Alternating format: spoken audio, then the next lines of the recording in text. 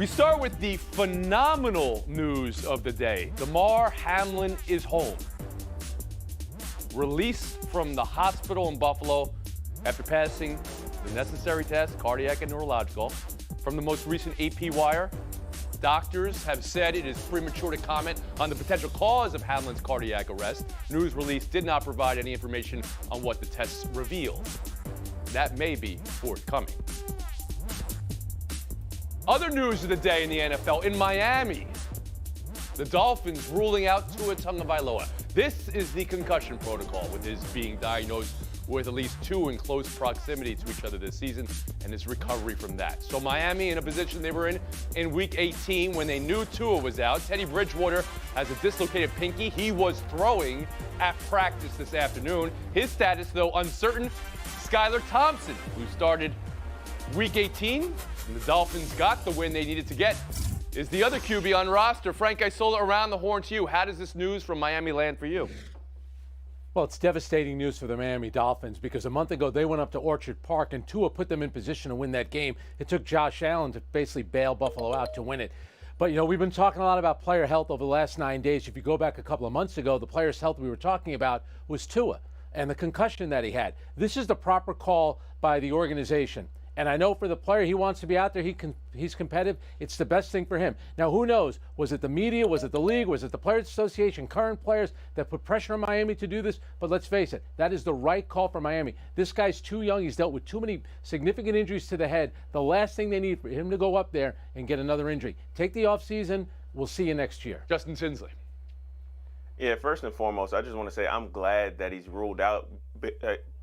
In good faith, I can't really talk about Tua and football because two of the biggest stories of this season have been about the quality of life of players, with Hamlin, of course, and obviously with Tua. And he was only 50% through the protocol. He got injured on Christmas, so there was no way he was going to make up the other 50% by Sunday. And I want to highlight a really good article on ESPN.com that talks about Tua's future and with concussions and just the conversation around that. There's a really powerful part about Tua's younger brother, who's the starting quarterback at the University of Maryland, how he was an emotional wreck, worried about his brother. So this isn't about Pro Bowls. It isn't about playoffs. It's about a human life. And I say this all the time on the show, you cannot care about the game more than you care about human life. And I think that's the most important thing here. And one of the most important things to take away is we have to be very careful about how we describe Tua. He is not concussion prone. He plays in a concussion prone game. There were 187 reported concussions in the NFL last year. And if doctors are saying you should not be playing with 3 significant head traumas for months, there was no way he should have been out on the field this Sunday. So I'm glad they ruled him out. They're protecting the player, in which they should do. Courtney Cronin.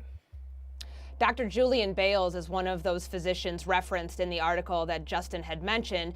And the school of thought is when you have 3 concussions, and we know with Tua there have been 2 that are confirmed within the span of a couple months, and then there was that back injury that showed signs of concussion the week before the one he sustained against Cincinnati. At this point, his brain needs rest. He doesn't need to be thinking about anything football related when he's been dealing with neurological issues like this. And I think that it's really concerning as we think about his future. He's 24 years old. The humanity aspect in here is coming to light, where Mike McDaniel isn't playing with this, knowing that his quarterback is at stage 3 of the NFL's 5-stage concussion protocol. To expect him to escalate through that in the next 4 days is short-sighted. And I think the Dolphins have the bigger picture here in mind. Let me ask you a follow-up, Courtney. Do you view this as the concussion protocol working? I view it as the NFL feeling pressure to make the right move here. We saw one of the greatest scares in NFL history with Damar Hamlin last week. There was no margin for error whatsoever from Tua, from the Dolphins, from the NFL. Just the liability that stands there. The Dolphins had no choice. Woody Page. The protocol is working now, but I don't think that's what was going on when he initially was injured, and all the problems they went through and the uncertainty about him coming back then coming back and having another concussion, because we think the first one was actually not a back problem as much as it was genuinely also the first concussion, then the second, then the third. And as Courtney said, I think he's got to worry about his quality of life going forward, about whether he should play football again. I'm not a part of the family or a part of the organization or a part of his life, but I think he has to go through that as an Indianapolis Colts #1 overall pick, decided because of injuries and other issues that he walked away from the game when people said, how could you possibly do that? In regard to this game, they weren't going to win with him anyway. 86% chance of the Bills winning. I think that would be. They did beat Buffalo earlier in the year. Teams seemingly going in different directions right now. And the news of the day from Miami again: Teddy Bridgewater, who has a dislocated pinky on his throwing hand, did practice, did throw just a little bit. We'll move on. Sean McVay hasn't decided his future yet, but has allowed assistant coaches to interview elsewhere. You never know what's going on in the head of somebody, but in this case, you have an idea maybe. McVay has talked about it or hinted at it since Super Bowl week of last year. Courtney, hearing he'll take time now to rejuvenate and decide. That's Adam Schefter's words, rejuvenate. How do you view this time of uncertainty for McVay and for the team? I view this as a lesson in burnout, Tony, that no matter how successful you are as a head coach, this profession is a grind. He got into the league in 2017 as a head coach, his first opportunity with the Rams. He's 60-38 since then. So this is clearly the toughest season he's had professionally, and I think he needs to take a step back. Now, different circumstances, Doug Peterson, Mike McCarthy, in getting fired, both of those men took a year off and then rebounded in great situations, respectively. I don't think that Sean McVay is going to end up doing that, though. The Rams are enabling him, like, take as much time as you need. Think about this. It's a pivotal 2 weeks, though, as the rest of their staff is kind of in limbo, and I think McVay giving them the opportunity to go search for potential other opportunities while he tries to figure out what he's going to do is the right move. Woody Page. Yeah, I've turned 180 degrees on this topic in just hours. I thought that he owed it to the franchise, the players, and the fans in L.A. that he make a decision pretty quickly. I have decided that he has the right to take months until May if he wants to, and that the Rams are just going to have to adjust to that. That after going through a Super Bowl season, and he talked last year about maybe stepping away. So now he is considering it even more so this year, particularly after this team was the defending champions with the worst winning percentage the next year. And as Courtney pointed out again, that he has the right to walk away from the game for a while and take some time. I did it when I was 40 years old. I went and lived as a beach bum for a year and a half to figure out what I wanted to do with the rest of my life. Whoa, I didn't know this story. Okay, tell me more about this. Sure. And I did that for a year and a half, and I decided to come back, and I thought it refreshed me. It gave me new direction. I knew where I was in life. So if it was good for me, I think it would be good for him to actually take time off and say, let me try something else, if that's lying on the beach in Hawaii if he wants to, and be with his family after losing his grandfather and having some other issues in the past year. Frank Isola. Yeah, I know everyone is different, but you guys are making it seem like Bill Belichick, John Harbaugh, and Mike Tomlin have their feet up on the desk for the last 10 to 20 years. And like, oh, I mean, they're grinding too. You know, last year's team was a mercenary team. They don't have any first-round picks. He might be thinking it's not going to get better with this team, and he might think maybe I'll take a year off now and I'll get back in. He's a great coach. I get it why the Rams would want to give him some time, but come on now. You got to be on the clock. You could take as much time, give a week, 2 weeks to rejuvenate. Tell us what you're going to do. We are running a business here. After all, if you're ready to move on from us, we need to move on from you. Wow. So I got one panelist who says be a beach bum, and another panelist is saying we're on the clock. We got to make a decision because it is coach hiring season as well right now. So names could come off the board. Justin Tinsley, I'll bring in you. How do you hear this?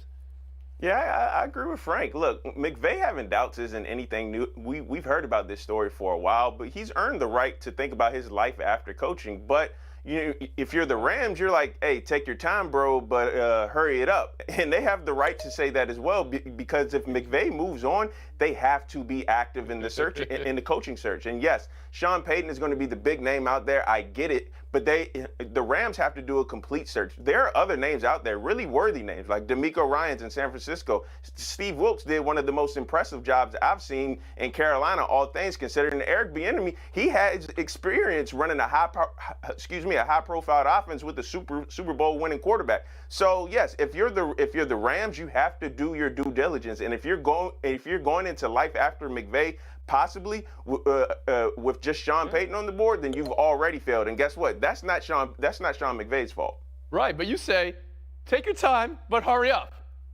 Yeah, that's what they're telling them. It's like, look, we don't want to rush you, but like we got a business to run. This is a billion-dollar business. Yeah, and I understand all of that, and I think that, again, the Rams, like, as long as this thing is taking right now and has the appearance to take, I think the Rams actually think he's going to be back. But if he's not, Raheem Morris is sitting right there as their defensive coordinator and should be the immediate option for the Rams to hire him and put him in that role, considering he's already getting interview requests for head coaching opportunities elsewhere, like in Denver.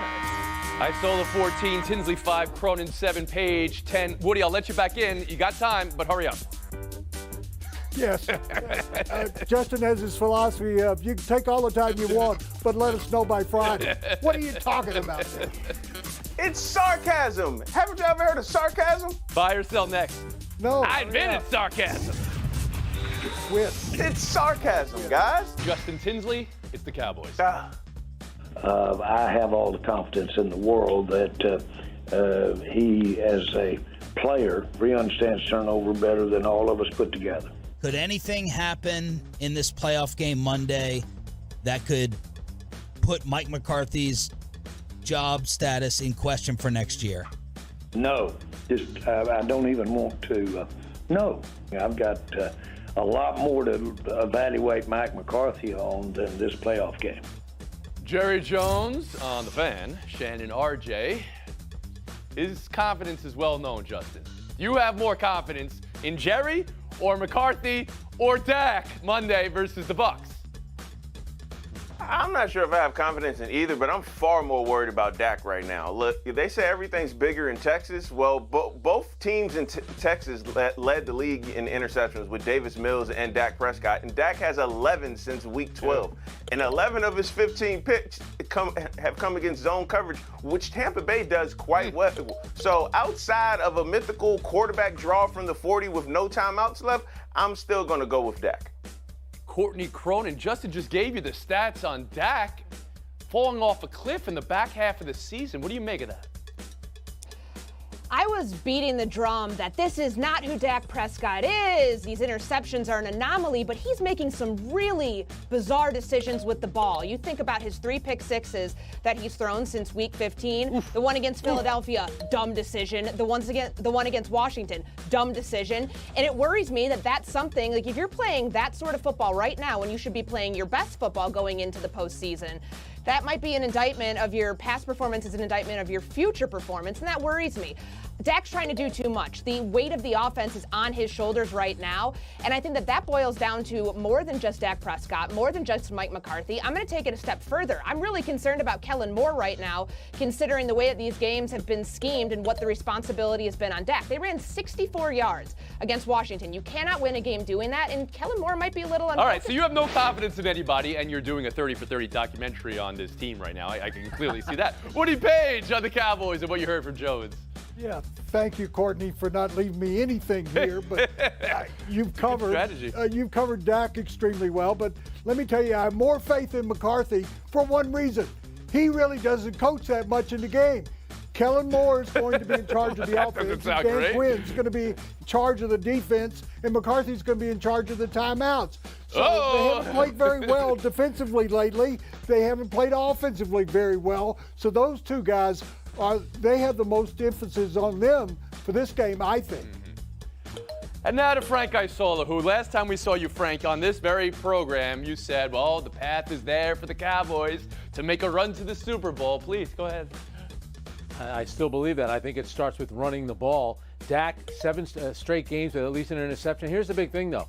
They're 1-3 in games that he started in the playoffs, and let's also throw in that game against Philadelphia a few years back, which was essentially a playing game. He has a long way to go to give us confidence that he could be the guy to carry them. But run the ball. It's Frank Isola's strategy. We move on. Buy or sell 2. Steph Curry back, scored 24 in his return. But the backup second rotation Suns handled the Warriors. Steve Kerr said the team was too relaxed, and Curry said the minute restriction affected his rhythm. Courtney, what do you buy? What do you sell?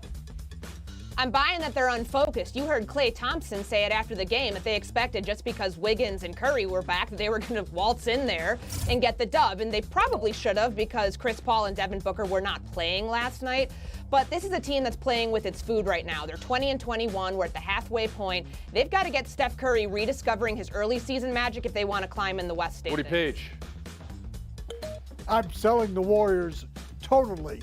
Some people like Frank think they can just turn on the switch, show up during the playoffs, and beat people like the Nuggets. This is a team that's won 3 games on the road the entire season. Really? They're a 500 team at home? You think this team actually is going to be a factor? They played against the Suns team that was missing both their guards and their center, and they still had serious problems against them. The Warriors, Frank Isola. Woody, go call up your buddy Stan Kroenke and our pal Mike Malone, and you tell me if the Denver Nuggets want to face the Golden State Warriors in the playoffs. That starting five when they're together has the best net rating in the NBA. Be careful. In all the years that they went and won a championship, they won at least one road game in every series. Be careful. Justin Tinsley. Ooh. Look, I respect the fact that they're champs, but I'm buying the fact that it's time to be concerned. They've been terrible on the road all season, and now they're playing pretty bad at home. And my big fear is that Steph is now back.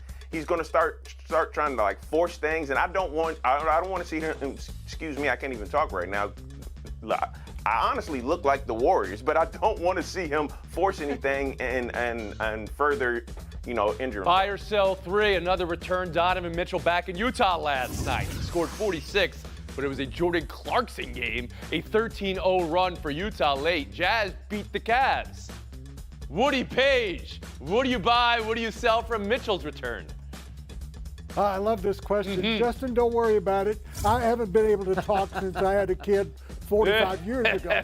So I love this story because Donovan Mitchell became the 7th player in NBA history to go back and score 40 or more points in his first road game against his former team.